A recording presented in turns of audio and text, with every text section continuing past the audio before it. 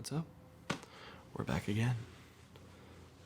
Once again, like 90 seconds after I finished the other video. Can you see me? No. I don't want to show my face. You don't need to know what I look like. You'll just have to tell from my hands, my bad fingernails that I bite. Today we're talking about a sick album. I'm just gonna get right into it. The Drive soundtrack by Cliff Martinez. What an album. I'm gonna put this down for a minute. I actually have multiple copies of this, but today we're just gonna look at one. Whew.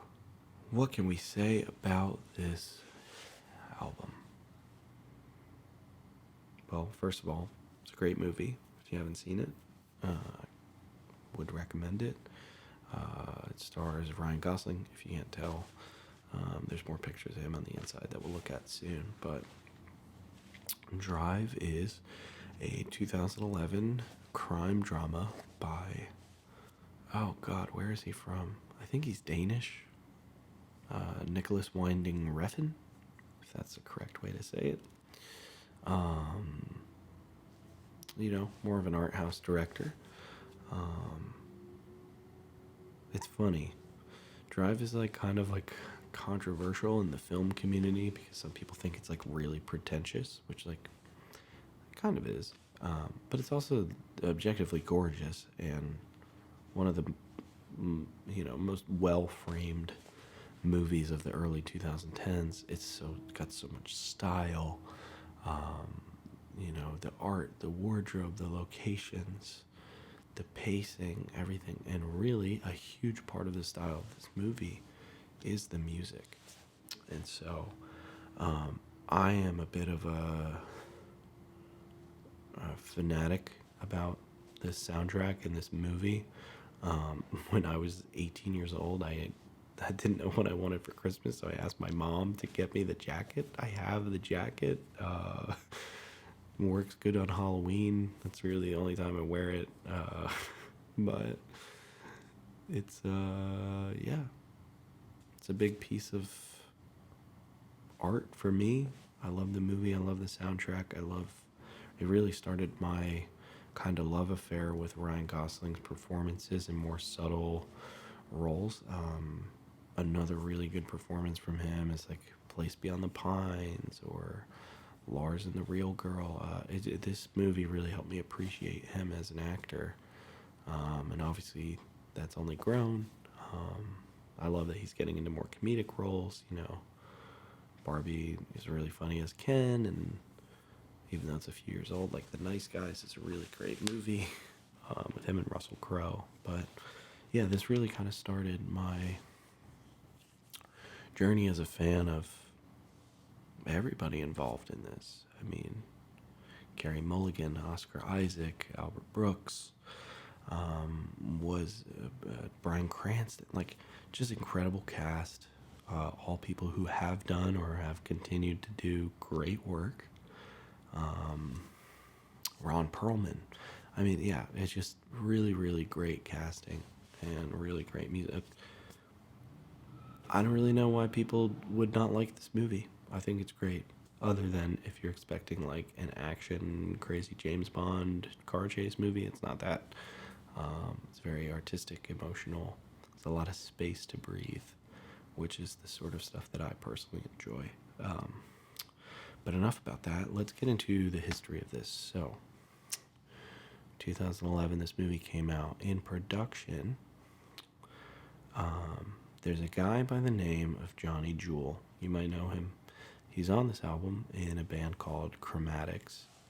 But Johnny Jewel runs a label in LA called Italians Do It Better that Chromatics is signed to. Well, they're done now, but he was a member of Chromatics. They were on that label.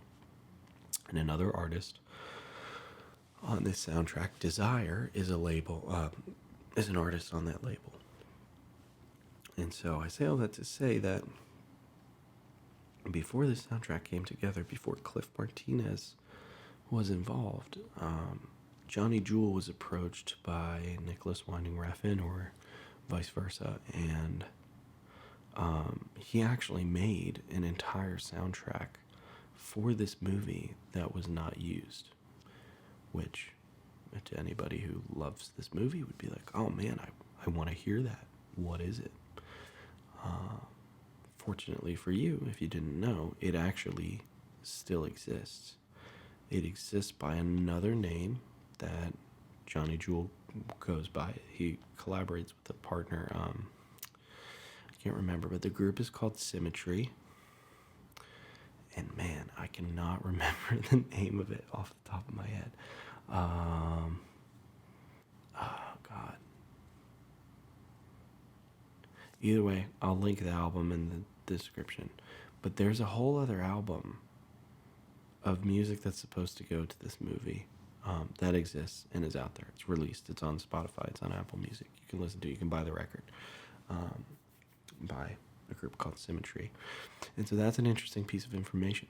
What's even more interesting is that Cliff Martinez actually at one point was a member. I don't think he currently is, but I think during this time he was a member of Red Hot Chili Peppers, which is just really funny because, you know, it's a lot of these brooding synths and pads and all this sort of stuff you would never expect from the dude from Red Hot Chili Peppers, but here we are.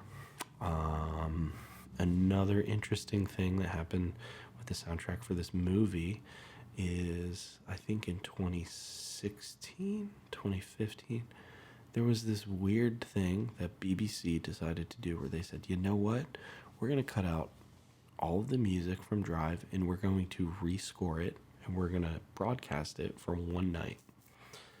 And so it had Churches on it. It had the 1975 on it. I'm trying to think who else. Again, this is all stuff that's online. I can't remember, but I can link the article for you. Either way, this movie and the soundtrack has impacted a lot of people in a lot of weird ways. There's a lot of weird connections. There's a lot of lore surrounding the music specifically for this movie. And so for me personally, this copy of this is very special to me because I have been looking. I really didn't want to buy it online, right? When this first came out, a lot of it kind of sold out. It was pricey on Discogs, whatever. They did a re-release in 2013 for Record Store Day. Was kind of botched by, I waited in line at a record store all day just for them to tell me that it never shipped. So they weren't getting any copies. There was a Mondo release. There's been a 5-year anniversary, 10-year. There's so many different copies of this album. And that's why I have a lot of them. But I wanted to find a copy in store of the original Pink. I said I'd pay whatever, but I wanted to find it in a store. I didn't want to buy it online. You know, sometimes it feels like cheating. And so, like 4 years after this was made, I was in a record store. I think I was in an Urban Outfitters in Scotland. And I walk in, thumb through everything. There's one copy of this sitting like buried beneath everything. And it is the first pressing on Pink vinyl. And I lost my shit. So I think the conversion rate at the time, I only ended up spending like $40, which again, $40 is $40, but I would have paid $400 for this to find it in the store. And the fact that I found it new in an Urban Outfitters was wild. So here we are. Let's take a look. But that's my little bit of lore behind the Drive soundtrack and my relationship with it. But let's check out the back. So again, you can see Ryan Gosling, Christina Hendricks, Oscar Isaac, Carey Mulligan, and Ron Perlman all on here. And you can see there are, it's a double LP. There's 4 sides. And man, that first side, these songs hit so good. If you've seen the movie, you know, right? The opening sequence is one of the best opening scenes of really any movie. The tension is so good. And then, man, when Night Call kicks in, it's just, dude, it's badass. It's such a good, seeing all of LA at night, everything that's just happened, incredible. So yeah, Night Call by Kavinsky, really cool song. Under Your Spell is the song by Desire. Another interesting fact is that that actual song, I have the actual Desire record that it's on, and if you listen to it on streaming, is not. It includes this little kind of skit. There's like spoken word dialogue in it. On the soundtrack, that stuff is not there, which sounds much more like how it plays in the movie. And then probably the other big song off here is track 3, Real Hero by College. Everybody knows that song. It's been in car commercials. It's been everywhere. Really great music supervision on this. And again, this Riz Ortolani arrangement with, I still don't know, Katina Ranieri. I mean, it's just a beautiful piece of music, and the way that it's used is just so good. And then, yeah, Tick the Clock by Chromatics. Great song. It's kind of just this moving, grooving thing. No real key changes or anything, or changes in the progression. It just kind of bops along. But that soundtracks the whole opening sequence while Ryan Gosling is working as this getaway driver. And then after that, you kick into all the different custom scored stuff that Cliff Martinez did. A lot of it kind of explains what's happening. So Rubberhead, I Drive, He Had a Good Time, They Broke His Pellet. These all kind of link with scenes in the movie. If you've ever listened to any soundtracks, it's usually how it goes. But that's how you know that, man, Side D, The Wrong Floor and Skull Crushing, that is some really good stuff. That whole scene in the elevator is just next level. And then Bride of Deluxe, I'm pretty sure, is the credit song. But man, I hate how glossy this is. You can see all my dirty ass fingerprints on it. Let's open it up. All right. So you get some looks at some frames here. So this is a crazy scene. That happens a bit later in the movie. I'm not going to spoil anything, but absolutely insane scene. This is just Ryan Gosling driving. Badass shot of him in the jacket. Albert Brooks, who's an absolute menace in this movie. Ryan Gosling again. Ryan Gosling and Carey Mulligan. There's Bryan Cranston. Carey Mulligan outside the party. This is when you hear that song Desire. Under Your Spell by Desire. And another shot of Ryan Gosling. And then you got a little bit of information over here. So, score produced by Cliff Martinez. These are a few of the people who helped him make it. Mac Quayle and Gregory Trippy. And then you have the songs that were licensed. So again, Night Call by Kavinsky, Tick of the Clock by Chromatics, written by Johnny Jewel, published by Johnny Jewel, courtesy of Italians Do It Better. Under Your Spell, also written by Johnny Jewel, but performed by Desire, by Italians Do It Better Records. Real Human Being, or A Real Hero, by College. And then All My Love, which original year of release was 1971. That song came out. Then it gives you some background on the producers and executive producers of the soundtrack, and the art director, man, where it was Bastard, And then that is released on Lakeshore Records. And Jeff Barrow. Oh. Jeff Barrow, isn't that the guy? I think that's the guy from Portishead. He makes his own soundtracks. He did like Annihilation, and he does stuff with Alex Garland a lot. That's funny. I never noticed that on here before. And actually, you can see this was released in collaboration with Envada for a UK release. So, not the original US release, but it is a collaboration between Lakeshore and Envada.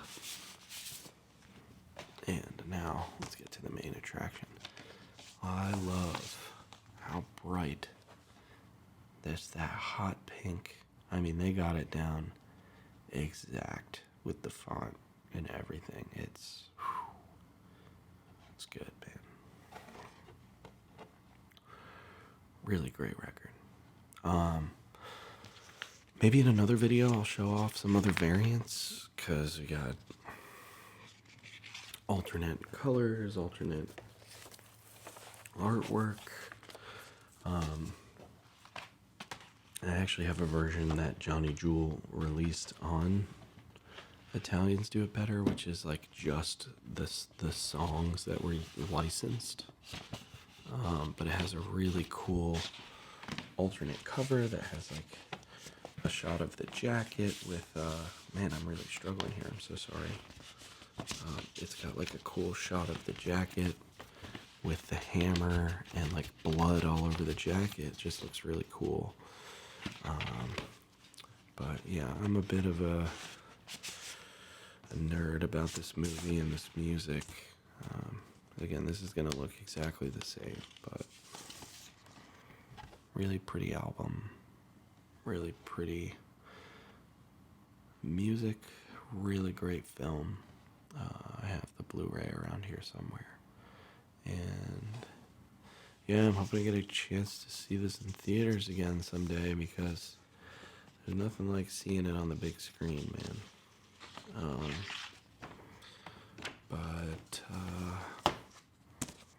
Yeah, that is the Drive soundtrack on pink vinyl that I found in Urban Outfitters on Princes Street in Edinburgh, Scotland.